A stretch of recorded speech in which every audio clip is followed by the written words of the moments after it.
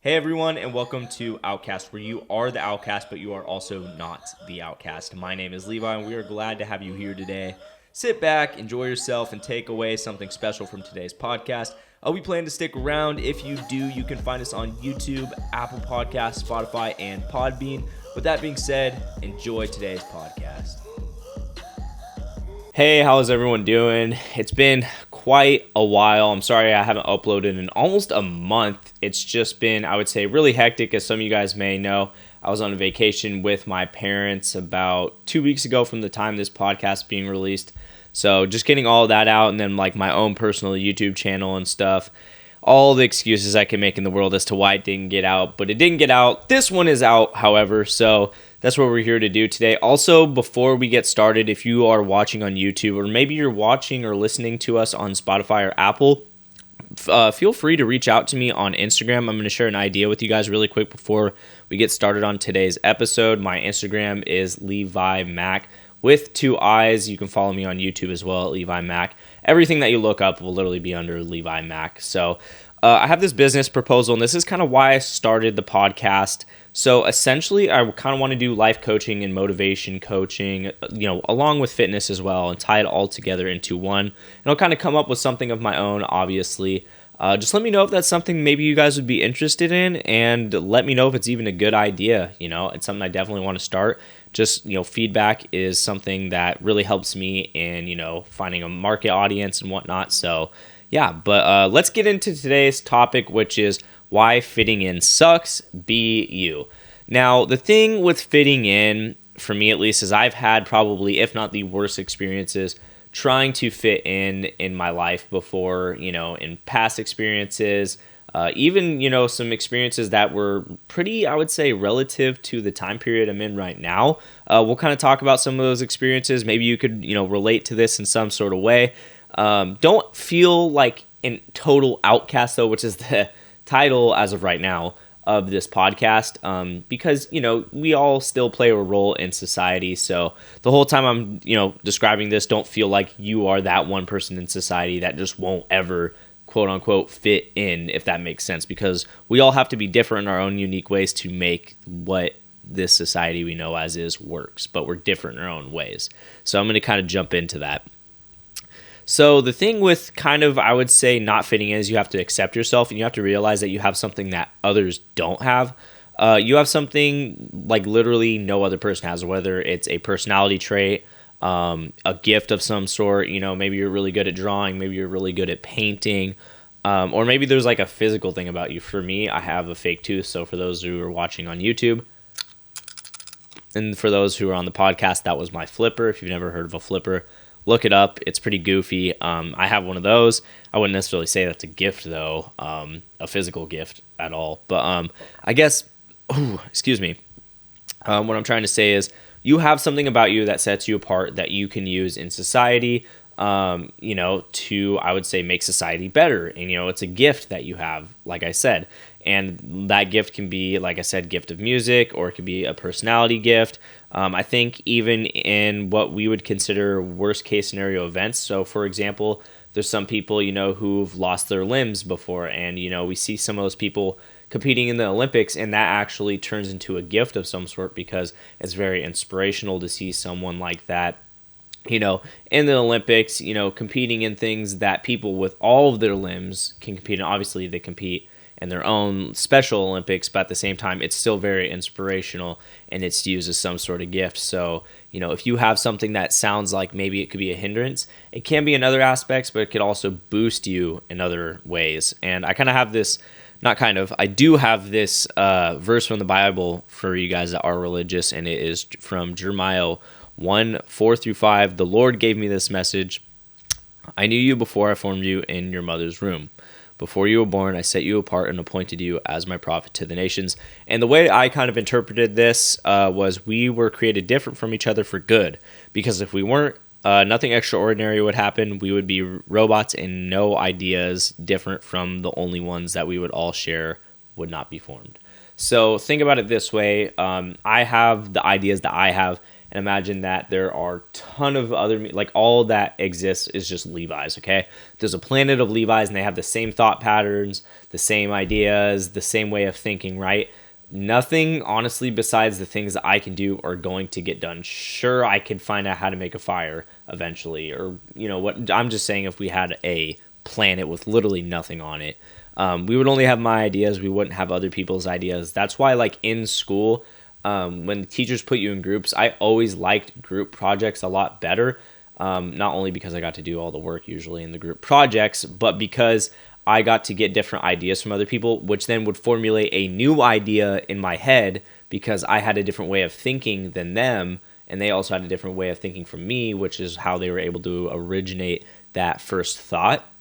So, yeah, just, realize that you have something different that others don't, and that helps you to play a role in society, which you have no choice to fit into. Like, you play a special role. Because like I said, the whole point of this is like, fitting in sucks. We'll dive deeper more into that. And fitting in is more so about fitting into a certain group. And we're actually going to get that on, I think, the last slide that I have for you guys. But one thing that sucks about fitting in, and this is where we're actually going to get more into fitting in the term of what I mean it is to fit in. So I'll just define that really quick. So when people talk about fitting in, I kind of feel as if they almost mean, or this is how I interpret it, like I said, not mean.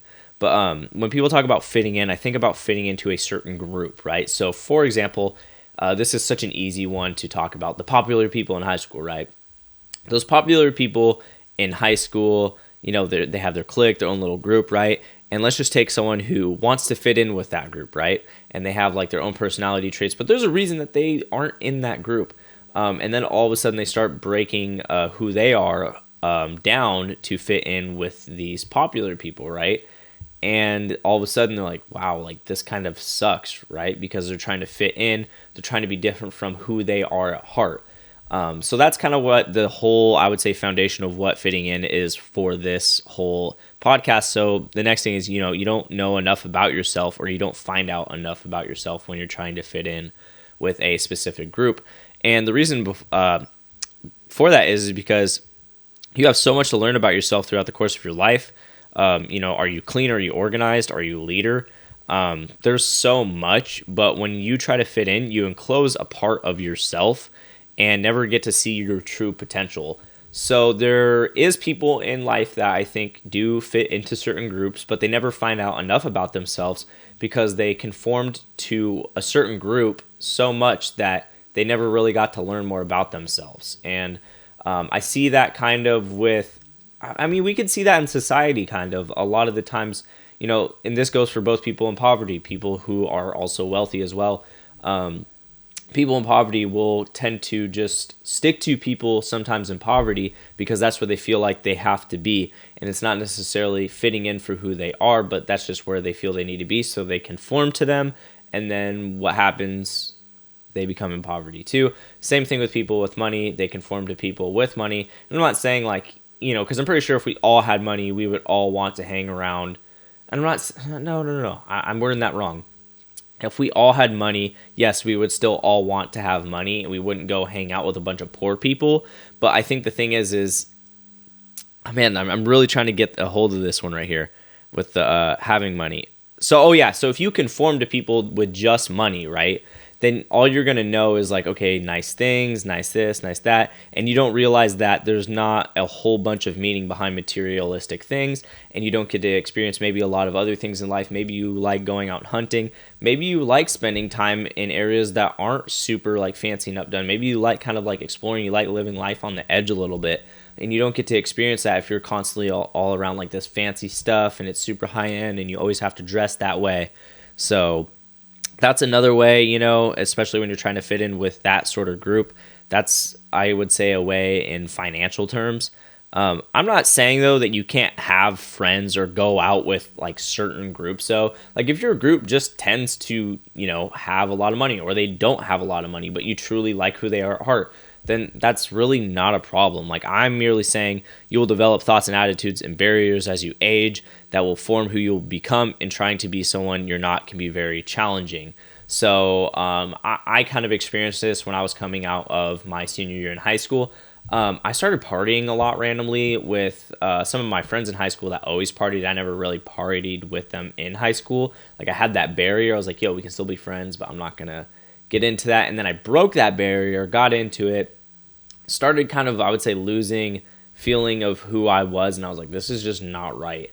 So then I got up out of there. And then when I got up out of there, I would say I learned a lot more about myself. Like I realized, dang, like I really like working out more than I really thought I would have. I really like hiking. I really like the outdoors. I really like getting out and meeting people. Like I learned so much more about myself when I didn't confine myself to a certain group that liked to party a lot and whatnot, and a group that I would say I was trying to fit in with because I was not a partier, and here I was trying to go to parties with my friends like every single weekend, and it just was not working for me. So yeah, don't confine yourself to a group because honestly, we're human beings and we're always learning in life. Always, I would say, hang around groups that are always learning so that you can always learn. All right, so another thing with, I would say trying to fit in is you can stray away from yourself, like we kind of mentioned in the past slides. So it can cause anxiety when you're trying to get back to that self, or even as you're straying away from that self that you know. So imagine that you're trying to hang out with the popular kids at school, right? And all these popular kids are doing drugs, they're drinking on the weekend, yada, yada, yada, they're partying, right? And then you go out because you're just trying to, be with that group just to have that title. You're probably going to develop some sort of anxiety or some sort of, I would say, mental health. I'm not going to say you're going to develop a disorder, but you might experience depression because you might go, this isn't who I am. Like, this makes me feel like crap. Like, this is not who I am. Like, I like to do this. I like to do that. I don't like to be around people that are doing drugs and whatnot. And you might get anxious because now you're in a situation where you are trying to confine to something that your body is resisting, and you're trying to force it upon it, and that will cause anxiety, trying to do something that you don't want to do, especially something that is not morally, I would say, right to your own self. I've experienced this before as of recently, just trying to fit in with guys that were in the fitness industry and whatnot, and just kind of seeing the way they live their lifestyle, and I tried living that same lifestyle, which was very similar to when I was in college, and just seeing how much depression that it caused me, because here I am really in my heart trying to make an impact on others, and I'm hanging around people that I wouldn't necessarily say that their passion is making others feel motivated and whatnot, but I'm trying to be like them when my heart doesn't want that, and it gave me a lot of anxiety because I'm trying to change something that honestly doesn't want to be changed. So I kind of have a conclusion about how some people fit in and whatnot. And it's based back off of research. I don't really have a formatted hypothesis on why. I just stated some people will fit in with no issue. Not too sure why. A lot of it probably has to do with some sciencey shit that we can't comprehend. Honestly, I think it's how God made us. Either way, people will fit in because they want to identify with a group. There was actually a research study shown, and I know this kind of relates to the last one, but we're playing more so off anxiety with this one, and I kind of explained that, but we'll probably end it off right here kind of with this study, and we'll kind of expand on that. So this study was done by Steve Martin. He's a psychologist, and then here's the study. So in a separate study, the same researchers asked participants to consider the purchase of a new car. Information about the three cars was presented to them, along with some additional information about what other car purchasers who were similar to them, their in-group, had chosen. Specifically, they learned that out of 100 similar car purchasers, 60 preferred product A1, which is choice 1, a black BMW. 20 preferred product 2, a silver BMW, and 20 preferred product 3, a black Mercedes. The results show that the greater need for uniqueness in participants, this was measured separately, the more likely they were to choose A2. Why? Well, choosing the favored brand of their group BMW, they satisfy their need for their social group and identification. So essentially at this part, they're saying, because you might be lost, is that this group of people, all like the majority, bought BMWs because it identified with the social group that they were trying to be a part of. So, there was just a BMW and a Mercedes if we're just talking about the brands. And essentially, just for those brands, people were buying to fit in with that group, 80 out of 100, and then the other 20 just bought Mercedes. But the uniqueness came when people bought the silver one, and that's where they chose to be different within that group.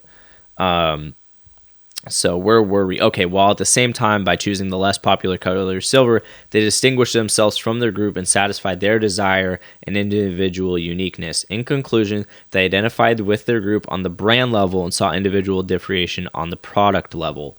So essentially, what you got out of this is that people will identify with a group, but sometimes they'll find their own uniqueness within it by doing something a little different. Another car area that you can see this in really highly is the Subaru community. Coming from me who owns a Subaru, I did this just to fit in kind of with that community, which is stupid because this car has caused me so many issues. So essentially with Subaru, you have the WRX, the STI, a Forester, and that's pretty much it. Like those are the cooler ones of the ones. Oh, and Outbacks are becoming pretty popular now too, of like the BMWs. And so people will buy these cars, and then when they drive past each other, they'll give the little peace sign, like, yo, what's good? You have a freaking, Subaru too.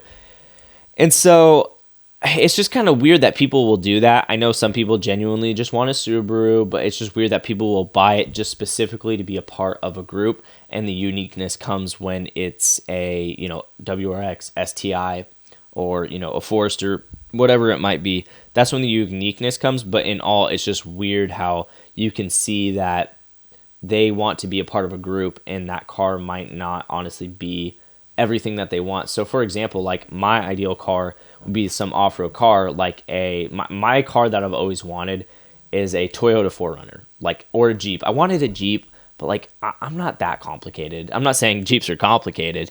I just like a Toyota. It's simple. It can look cool. It's reliable. And yeah, I just like an off-road car. That's just my preferred kind of car. And I bought a Subaru to be part of the Subaru community, but I think in my own uniqueness is where I got the Forester because I can make it look off-roady. So if you were to take people from that Subaru group community and say, why did you buy, and this is more so catered toward the Forester and the Outback, because the people that buy STIs and WRXs are specifically into those cars.